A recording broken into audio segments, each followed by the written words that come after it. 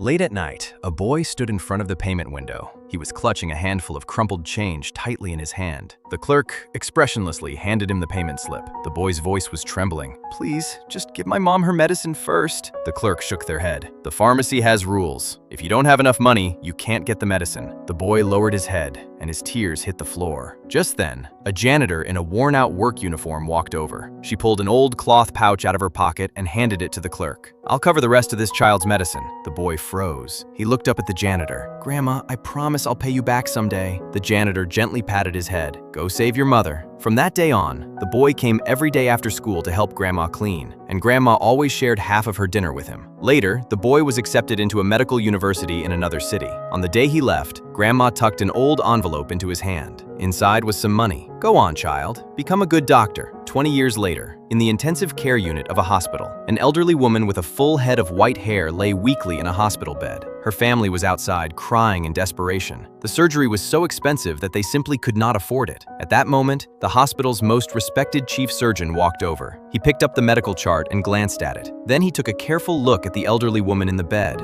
as if he had realized something. He immediately turned to the nurse and said, "Prepare the operating room right away." The nurse hesitated for a moment. "But they haven't paid for the surgery yet." The chief looked at the nurse. "Put all the costs on my account." The surgery lasted a full 10 hours. It was a complete success. When the elderly woman woke up, she saw a man in a white coat sitting by her bedside. He spoke softly. "Ma'am, I'm the boy who once didn't have enough money to buy medicine." The elderly woman was stunned. Tears slid from the corners of her wrinkled eyes. The man looked at her. "You saved my mother back then. Now it's my turn to save you." The kindness you show when someone is at their most helpless will always find its way back to you when you need it most. The Bible says, "Whoever is kind to the poor lends to the Lord, and he will reward them for what they have done." If you agree, please comment, "I agree."